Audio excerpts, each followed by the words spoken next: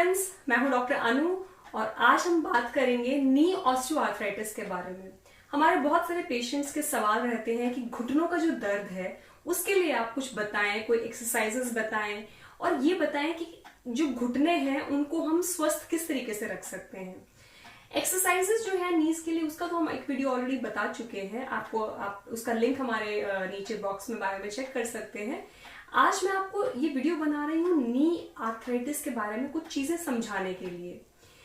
सबसे पहले चीज तो हमारे लिए ये जानना जरूरी है कि आखिर नी आर्थराइटिस क्या चीज है, होता क्यों है, उसके कारण क्या है। देखिए, आर्थराइटिस जो है वो एक डीजेनरेटिव कंडीशन है, यानी कि जिस तरीके से उम्र बढ़ने पे बाल सफेद होते हैं, चेहरे पे झुर्रियां पड़ती हैं, उसी तरीके से हमारी जो हड्डियां हैं वो भी कमजोर होती हैं, खुरदरी हो जाती हैं और जो जोड़ है हमारा, जो दो हड्डियों से मिलके घुटने का जो ज्वाइंट यानी कि जो जोड़ बनता है, उसका भी जो सरफेस है वो इतना स्मूथ नहीं रह पाता समय के साथ साथ। धीरे धीरे करके उसके अंदर का जो जितने भी टिश्यूज है उनका ब्लड सप्लाई पुअर होने लगता है, वो खुरदरा होने लगता है, हड्डी जो है हड्डी की ताकत कम होने लगती है, आसपास के जो लिगामेंट्स हैं उनमें छोटे मोटे ट्रॉमास होने लगते हैं। तो इन कारण करके और जो स्पेस रहता है, जो कुशन है बेसिकली आपके घुटने को, जो दोनों हड्डियां आपस में रगड़ ना खाएं, इसके लिए जो कुशनिंग सरफेस है, कैप्सूल है, वो आपका जो है उम्र के साथ उसके अंदर के ये कह लीजिए कि लचीलापन कम होने लगता है, तो हड्डियां थोड़ी पास आने लगती हैं, जिस कारण नॉर्मली आपके एक्सरे में जो फाइंडिंग्स आपने देखा होगा, ज्यादातर डॉक्टर्स आपको अगर घुटने की तकलीफ से आप गुजर रहे हैं, जब एक्सरे कराने के लिए बोलते हैं और एक्सरे की फाइंडिंग्स आपके साथ डिस्कस करते हैं, तो अमूमन ये पाया जाता है कि जो घुटने के दर्द के पेशेंट्स हैं उनके हड्डियों के बीच का जो स्पेस है वो पास आ जाती हैं, वो जो स्पेस है वो कम हो जाता है और बिल्कुल कई सिवियर केसेस में तो वो हड्डियां एकदम एकदम जुड़ी जैसी महसूस होती हैं कि पेशेंट की मोबिलिटी जो है, उसका जो लचीलापन है पैर में, जो मूवमेंट करने की कैपेसिटी वो खत्म हो जाती है। कई बार घुटना एक पर्टिकुलर डिफॉर्मिटी में ऑलमोस्ट फिक्स हो जाता है, यानी कि फ्लेक्शन भी आपकी जो है मोड़ने की कैपेसिटी घुटने को है वो लिमिट हो जाती है, जो सीधा है वो भी पूरी तरह नहीं होता है। 5 to 10 डिग्री का एक्सटेंशन लैग भी कई पेशेंट्स में बहुत सिवियर कंडीशंस में पहुंच जाता है। तो आखिर अब आपने समझा कि ये किसी किसी में क्यों होता है, इसको यानी कि घुटना आर्थराइटिस होना का उम्र के साथ तो होता है, लेकिन कई केसेस में ज्यादा क्यों होता है, कई केसेस में कम क्यों होता है, तो उसके कोई फैक्टर्स भी हैं, कोई कारण भी है। क्योंकि अगर हमें कारण पता होंगे तो हम रोक पाएंगे आर्थराइटिस की तरफ बढ़ने से खुद को। तो डेफिनेटली मैं बताना चाहूंगी कि आर्थराइटिस जो है घुटने का, ऑस्टियोआर्थराइटिस, उसके पीछे सबसे बड़ा कारण तो जो है वो वेट का है। जब एक बड़ी नॉर्मल सी बात, अगर आपका बॉडी वेट जो है वो कम होगा तो आपके घुटनों पे जो लोडिंग है, यानी कि जो वजन पड़ रहा है, आपके घुटने तो आपके शरीर को चला रहे हैं, वो कम होगा। जैसे आपका वेट बढ़ता है, घुटने के ऊपर आपका जो लोडिंग है, बॉडी वेट है, वो बढ़ जाता है, उनका काम करना कि काम बढ़ जाता है घुटने का, और उस कारण वो जल्दी घिसना शुरू हो जाता है। जो वेयर एंड टेयर है बेसिकली, जो उम्र के साथ वेयर एंड टेयर होता है, वो उसकी स्पीड बढ़ जाती है। तो अगर आपका वेट आपको लग रहा है कि आपके बॉडी के हिसाब से, यानी कि आपकी BMI, बॉडी मास इंडेक्स के अकॉर्डिंगली अगर आप ओवरवेट की कैटेगरी में पड़ रहे हैं, तो आप प्लीज अपना वजन कम करने पे ध्यान दीजिए, क्योंकि वो आपके घुटनों के लिए सबसे प्रिवेंटिव मेथड से कहेंगे कि उनको आगे तकलीफ देने से बचाने की सबसे अच्छी चीज आप कर सकते हैं, तो वजन घटा के कर सकते हैं। सेकंड होता है, कई बार हमारी हड्डियों की जो मजबूती है, यानी कि जो कैल्शियम, विटामिन D3 से एक हड्डी को मजबूती मिलती है, वो पेशेंट्स में कम होती है। वो कम होने से होता क्या है कि जो एक हड्डी का काम है, यानी कि मजबूती देना पूरे बॉडी स्ट्रक्चर को, वेट अलाइनमेंट, वेट को बेयर करना, उसकी कैपेसिटी जो है वो कम होने लगती है। जो कमजोर हड्डी है वो दर्द जल्दी करती है ना, और जो मजबूत हड्डी है वो अपना फंक्शन प्रॉपरली करती है। तो न्यूट्रिशन से, यानी कि खान पान से अपने शरीर को कमी मत आने दीजिए। यानी खान पान में विटामिन D3 और कैल्शियम, ये दो चीजों की जो पूर्ति है वो आपको करनी चाहिए। और अपना सनलाइट का एक्सपोजर रखिए, और अगर डी की फिर भी मात्रा कम है आपके शरीर में विटामिन D की, तो आप सप्लीमेंट्स के साथ उसको पूरा करिए। जो भी उसका कोर्स आपके ऑर्थोपेडिशियन या फिजियोथेरेपिस्ट रिकमेंड करते हैं उसे पूरा करिए। कैल्शियम को भी अपने खाने में इंक्लूड करिए। दूध, दही, पनीर, जो डेयरी प्रोडक्ट्स हैं वो अच्छा सोर्स रहते हैं कैल्शियम का, वो अपने डाइट में इंक्लूड करिए। अगर आपको लगता है कि डेयरी प्रोडक्ट्स नहीं आपको सूट कर रहे हैं, तो मखाने, रागी, ये दोनों भी बड़े अच्छे सोर्स हैं कैल्शियम के। दलिया, जो होल व्हीट चीजें हैं, होल ग्रेन्स हैं, उनको अपने खाने में शामिल करिए आप। इस तरीके से आप अपने बॉडी में कैल्शियम और D3 का अच्छा एक संतुलन जो है वो बना पाएंगे। अब एक और चीज की बात करना चाहूंगी, कई बार ऐसा होता है कि कोई पुरानी चोट लगी है आपको, हम कॉजेस की बात कर रहे थे कि किन केसेस में ज्यादा चांसेस होते हैं आर्थराइटिस होने के।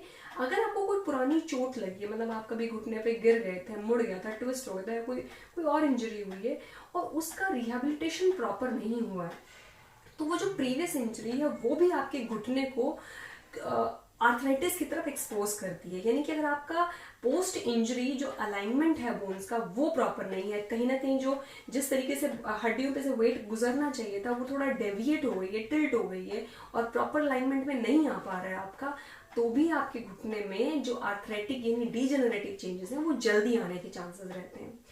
तो ये कुछ मुख्य कारण है। कभी कभी देखा जाता है कि कई बार जेनेटिकली भी कई लोगों में एक कहेंगे कि संभावना ज्यादा होती है आर्थराइटिस होने की, तो वो भी एक कारण देखा गया है।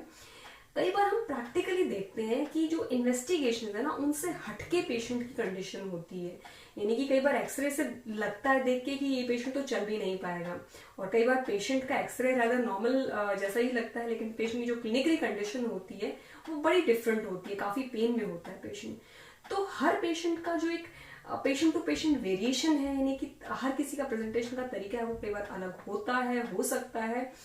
ये सब आर्थराइटिस से रिलेटेड चीजें आपके लिए जानना इसलिए जरूरी है ताकि उससे जुड़े हुए जो आपके मिथ्स हैं वो दूर हो सके। अब आप समझ गए हैं कि इसके कॉजेस क्या क्या थे। मैं फिर से एक बार इकट्ठा करूंगी इस पूरी इंफॉर्मेशन को।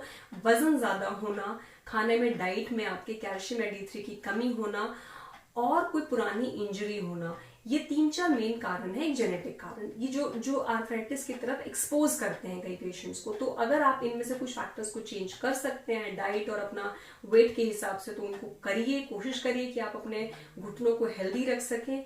और आपके अगर हो गई है कोई इंजरी तो कोशिश करिए कि उसकी आप एक्सरसाइज करके अपने जो मस्कुलेचर है घुटने के चारों तरफ उसको स्ट्रॉन्ग कर लें, ताकि इंजरी आपको बुढ़ापे में आर्थराइटिस का कारण ना बन पाए। इग्नोर नहीं करिए मतलब उस इंजरी को। अब हम बात करते हैं कि नी आर्थराइटिस से बचने के लिए आपने ये सब चीजें कर ली। अब हम बात करते हैं कि नी आर्थराइटिस जो है अगर हो जाता है तो उसका प्रोग्रेशन किस तरीके से होता है। कई बार पेशेंट इतना तकलीफ में होता है कि वो हमसे कहता है कि आप मुझे सिर्फ इस लायक कर दें कि मैं वॉशरूम तक जा पाऊं। इतना ज्यादा लाचारी आ जाती है क्योंकि पेशेंट का दर्द इतना सिवियर होता है कि उससे खड़े होकर 4 कदम भी नहीं चला जाता है। तो सिवियरिटी जो है वो इतनी ज्यादा भी हो सकती है। और स्टार्टिंग कैसे होता है, हल्का हल्का चलने में, ज्यादा देर चलने में घुटने में दर्द आना, सीढ़ियां चढ़ने में दर्द आना, उतरने में दर्द आना। तो शुरुआत इसकी थोड़े दर्द से भी हो सकती है और gradually depending on the condition of the patient 5 साल 10 साल 15 साल में पेशेंट की कंडीशन वर्सन हो जाती है। तो इससे बचने के ही, देखिए बचने का तो एक ही उपाय है कि आप एक्सरसाइज करें। और इसका अगर परमानेंट सोल्यूशन ढूंढने चलते हैं तो डेफिनेटली आज के टाइम में नी रिप्लेसमेंट जो है, जैसे टोटल नी रिप्लेसमेंट या पार्शियल नी रिप्लेसमेंट, घुटना बदलना, एक सर्जरी जिसकी हम बात करते हैं, वो एक ऑप्शन है। उसमें भी बड़ी सारी एडवांसमेंट्स आ गई हैं, तो वो ऑप्शन भी एक्सप्लोर करते हैं बहुत सारे पेशेंट्स। लेकिन हमारी एज अ फिजियोथेरेपिस्ट कोशिश ये रहती है कि अगर पेशेंट एक्सरसाइज से इम्प्रूव हो सकता है तो हम उसे जरूर रिकमेंड करते हैं कि वो पहले कंजर्वेटिव ट्रीटमेंट से कोशिश करे। सर्जरी तो खैर कोई भी पेशेंट अपने आप से नहीं चाहता है कराना जब तक कि उसकी तकलीफ इतनी ज्यादा ना हो। तो आप अगर पहले थोड़ा घुटने की मसल्स को स्ट्रॉन्ग कर लेंगे, उसको एक्सरसाइज करके कंडीशनिंग कर लेंगे अपने घुटने की, तो आपका जो सर्जरी है वो डिले कर सकते हैं आप। मतलब कोशिश कर सकते हैं कि आप उसको थोड़ा रुक के कराएं ताकि आपको जो पेन फ्री पीरियड है वो ज्यादा चले। अब घुटने की सर्जरी डिले करने का कारण क्या है हमारा? अगर करानी है सर्जरी तो हम क्यों नहीं कहते हैं कि आज ही करा लीजिए। उसके पीछे मुख्य कारण जो है वो ये है कि जो इम्प्लांट्स होते हैं ना उनकी एक लाइफ होती है। तो जितना अगर आपने अर्ली एज में जो है नी रिप्लेसमेंट सर्जरी ऑप्ट कर लिया है तो उसका एक पर्टिकुलर एज के बाद जो इम्प्लांट, जबकि आजकल बड़े अच्छे इम्प्लांट्स आ रहे हैं, but still implant is an external object placed in the body. और लॉन्गेविटी जो लाइफ है वो काफी एक्सपेक्टेंसी बढ़ गई है लाइफ की। तो सेम इम्प्लांट अगर आपकी कंडीशन इतनी खराब नहीं है कि आपको सर्जरी ऑप्ट करने के अलावा कोई रास्ता ही नहीं है आपके पास, तो डेफिनेटली आपको थोड़ा डिले करना चाहिए अपना सर्जरी। पहले फिजियोथेरेपी को as a conservative treatment approach try करना चाहिए। और अगर करानी भी है नी सर्जरी उसके लिए भी आपको हर ऑर्थोपेडिशियन और हर फिजियोथेरेपिस्ट की यही राय रहेगी कि पहले आप अपनी एक्सरसाइजेस करके अपने घुटने की सराउंडिंग मसल्स को थोड़ा स्ट्रॉन्ग कर लीजिए, ताकि जो सर्जरी है वो ज्यादा सक्सेसफुल रहे। आफ्टर सर्जरी आपकी जो मसल्स हैं वो इम्प्लांट का को अच्छे से एब्जॉर्ब कर पाए और आपको पेन फ्री जो है चलने में मदद कर पाए, क्योंकि जो इम्प्लांट है वो तो सिर्फ जो खराब हड्डी है उसको निकालेगा, हड्डी से नहीं चलते हैं आप चलते हैं उसके सराउंडिंग मस्कुलेचर से। तो अपने आप को एक्सरसाइज जरूर देने का समय दें और उसको इग्नोर नहीं करें। बहुत पेशेंट्स को हम देखते हैं एक्सरसाइज बताते हैं, पेशेंट्स करते तभी हैं जब उन्हें दर्द रहता है। जब दर्द नहीं रहता है तो लोग ज्यादातर जो है वो एक्सरसाइजेस भूल जाते हैं। मैं इस वीडियो के माध्यम से आपको यही बात एम्फसाइज करना चाहूंगी, जोर देके कहना चाहूंगी कि अपनी एक्सरसाइजेस आप रोज करें। इसलिए करें कि आपको दर्द ना हो। दर्द है सिर्फ तब ना एक्सरसाइज करें, तब भी एक्सरसाइज करें जब दर्द नहीं है, इसलिए कि फिर से लौट कर दर्द ना आए। Keep strengthening your muscles, keep liking our videos, और हमें जरूर आप कमेंट्स के सेक्शन में लिखिए कि आपको हमारा वीडियो कैसा लगा, और अगर आप कोई नए टॉपिक पे इंफॉर्मेशन चाहते हैं वो भी हमसे शेयर करें। आपसे नए कंटेंट के साथ फिर से मुलाकात होगी, तब तक के लिए नमस्कार, थैंक यू।